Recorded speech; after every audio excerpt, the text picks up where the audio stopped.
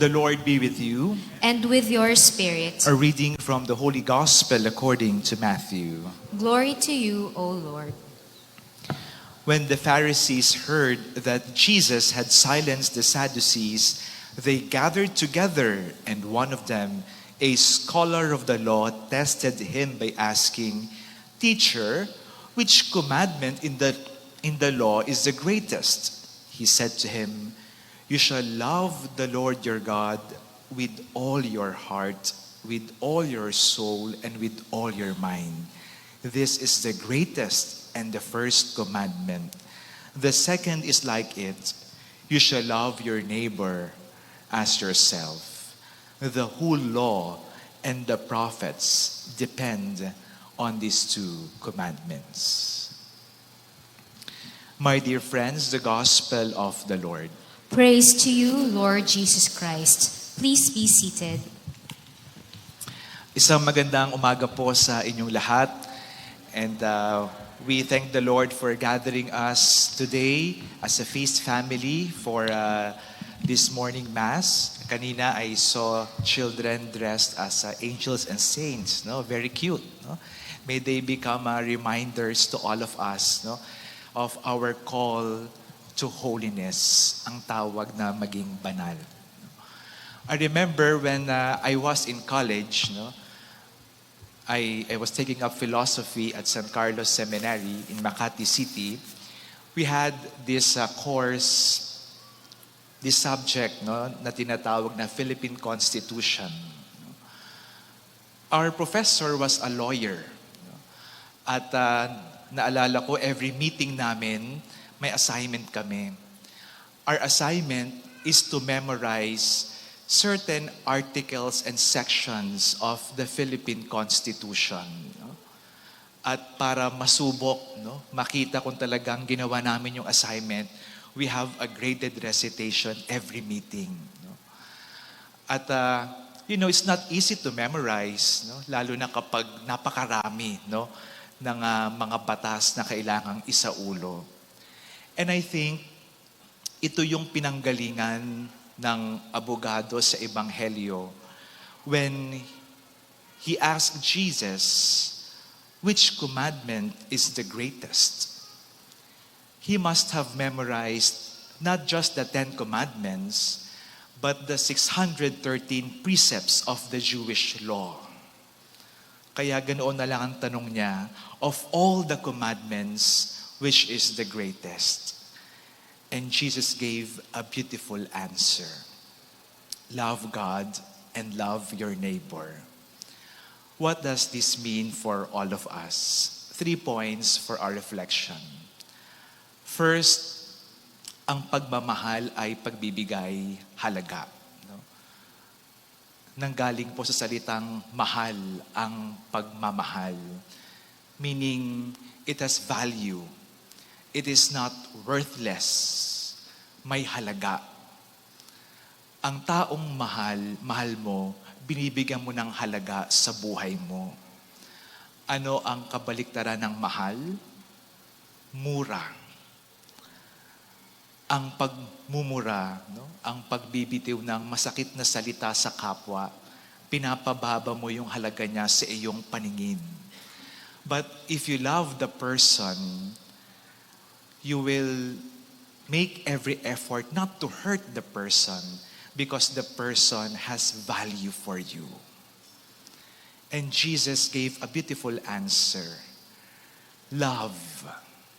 Hindi mahalaga na sa ulo mo lahat ng mga batas. Memorizing only remains on the level of the mind and the intellect. But when you love someone or something, mas malalim ang pinanggagalingan nito nang gagaling sa kaibuturan ng ating puso. At ano raw ang dapat nating mahalin? And this is my second point. Love God. Ito ang unang sagot ni Jesus. Loving God means we look at God not just as an abstract being, not as a creation of the mind, not as a distant God, but as our friend. isang kaibigan na pwede nating kausapin, whom we can share our stories. Pwede nating iyakan, pwede nating hingan ng tulong. We can share the experiences we had during the day, and any experience in our life. That is loving God. Looking God as our friend, as a person whom we can establish a relationship. At doon po lumalalim ang ugnayan sa Diyos. Saint Paul tells us in the second reading, when the people of Thessalonica received the word of God, they gave importance to it. Binigyang halaga nila yung salita ng Diyos. At pinagsumikapan nilang isabuhay ito hanggang sa kumalat ito sa kanilang community. And loving God is contagious. Lalo na kapag nakikita ng mga tao yung bunga nito sa ating buhay. At ano ang parating kasama ng pagmamahal sa Diyos? And this is my last point. Loving our neighbor. Loving our neighbor as we love ourselves. I remember John once wrote, hindi mo pwedeng mahalin ang Diyos na hindi mo nakikita kapag hindi mo minamahal ang iyong kapwa na nakikita mo.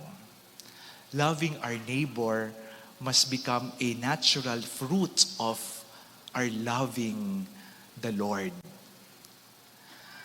Isang ilusyon ang mahalin ng Diyos nang hindi mahalin ang ating kapwa.